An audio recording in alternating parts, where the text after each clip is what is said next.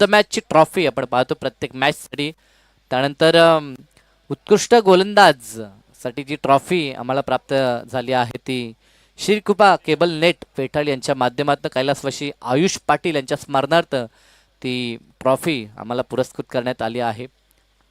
उत्कृष्ट फलंदाज, गोलंदाज आणि क्षेत्ररक्षक आणि मालिकावीर अशा 4 ट्रॉफीज त्यांच्या माध्यमातून प्राप्त झाल्यात. त्या श्रीकृपा केबल नेट पेठाळी यांचे मी प्रथमतः आभार व्यक्त करतो. त्यानंतर कैलासवासी पांडुरंग आत्माराम केणी आणि कैलासवासी गोविंद आत्माराम केणी आणि कैलासवासी रखुमाबाई पांडुरंग केणी यांच्या स्मरणार्थ मंगेश केणी यांच्याकडनं प्रथम आणि द्वितीय क्रमांकाच्या ज्या ट्रॉफी आपण पाहतो त्या आम्हाला पुरस्कृत करण्यात आल्या आहेत. तर त्यांचं देखील मी मनापासून आभार व्यक्त करतोय. दरम्यान फलंदाज बाद झाला. 2 सामन्यामध्ये ज्यानं अप्रतिम खेळ केला होता तो जितेश मात्र आता माघारी परतलाय.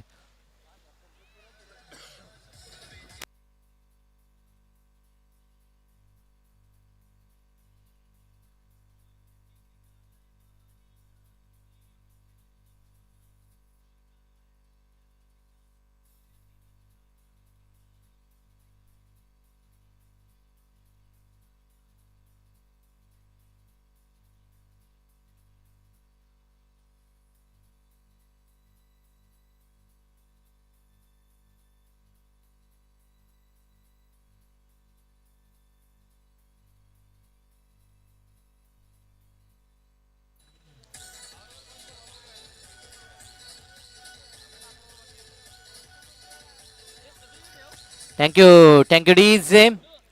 आज मात्र आग ओकणारी गोलंदाजी ओमकार पाटील कडनं आपण पाहिली. पहिल्या मॅच मध्ये षटक 1, धाव खर्च केली फक्त 1 आणि विकेट प्राप्त केली 4. त्यानंतरच्या मॅच मध्ये देखील त्यानं 1 वैयक्तिक आणि 2 सांघिक असे 3 विकेट प्राप्त केले होते आणि या मॅच मध्ये देखील पहिल्याच बॉलवरती त्यानं विकेट प्राप्त केला.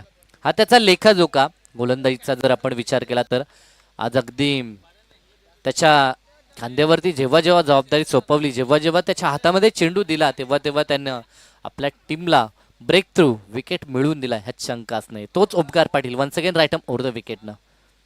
दरम्यान हा चेंडू उचली पाहायला मिळते. खांद्याचा पूर्णतः वापर, जी त्याची शरीरयष्टी अगदी उंच खुरासा गोलंदाज आहे आणि जी रिलीज ऑफ डिलिव्हरी पॉईंट जर आपण पाहिला तर जवळजवळ 6 ते 7 फुटावरून हा चेंडू लँड होतोय गोलंदाजच्या दिशेनं आणि तो फलंदाजाला खेळणं म्हणून थोडंसं कठीण जात आहे. ते चित्र आपल्याला पाहायला मिळतंय. इथे फटकाला जॉब आहे. क्षेत्ररक्षक त्या ठिकाणी जज करतोय आणि त्याचा अचूक जजमेंट सीमारेषा लांब असल्या कारणास्तव समीरनं हा झेल प्राप्त केलाय आणि या झेलनं मात्र खेळ संपलाय. तो फलंदाज आशुतोष जो मैदानात आला होता परंतु त्याला देखील परतावं लागतंय. नवीन फलंदाज आता रोहन होतो मैदानात दाखल. डीजे.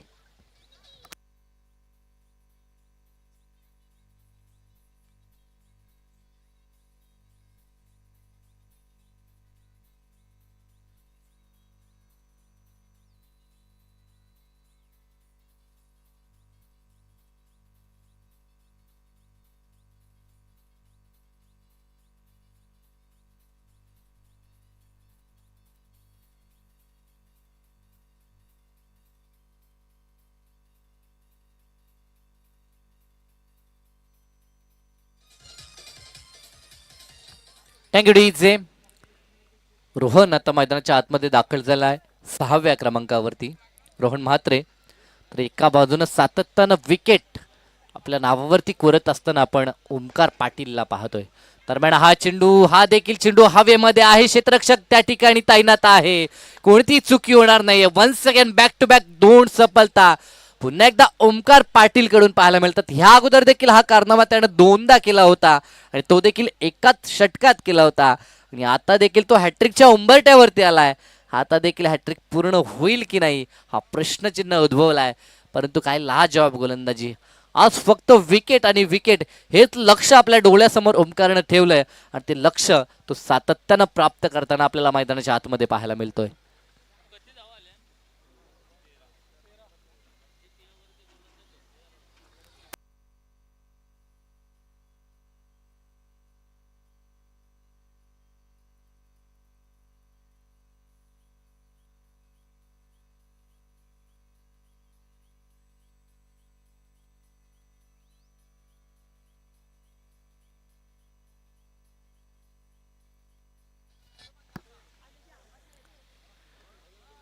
नाणेफेकी जिंकली आणि प्रथमतः क्षेत्ररक्षण स्वीकारलं गावदेवी CSK सिद्धी करवलेनं. आणि आज मात्र त्यांच्या गोलंदाजी समोर कोणताही फलंदाज फार काळ खेळ दाखवू शकला नाही आणि खास करून उंच फटके किंवा मोठे फटके खेळू शकला नाही आहे. कारण की आज भेदक गोलंदाजी झाली आहे ती CSK सिद्धी करवलीकडनं. षटकातील चेंडू 5 समाप्त झाले, एकही धाव अजूनही आली नाही. शेवटचा चेंडू देखील डॉट आला. तर या स्पर्धेतील पहिलं मेडन षटक आपल्याला पाहायला मिळू शकतं ते ओमकार पाटीलकडनं. आतापर्यंत जबरदस्त गोलंदाजी झाली. ह्या षटकामध्ये देखील ओव्हर हॅट्रिक त्याने कंप्लीट केले. शेवटचा चेंडू आणि तो देखील आलाय या ठिकाणी डॉट. आणि या स्पर्धेतील पहिलं निर्धाव षटक पाहायला मिळत आहे. एकदा जोरदार टाळ्या ओमकार पाटील साठी. षटकामध्ये विकेट 3 प्राप्त केल्या आणि निर्धाव षटक हा महत्वाचा विक्रम आज दिवसभरामध्ये त्यानं प्राप्त केला. अगदी त्याचं गोलंदाजी अनालिसिस आणि पाहू शकाल आतापर्यंत ह्या स्पर्धेमध्ये त्यानं 3 षटक फेकलेत.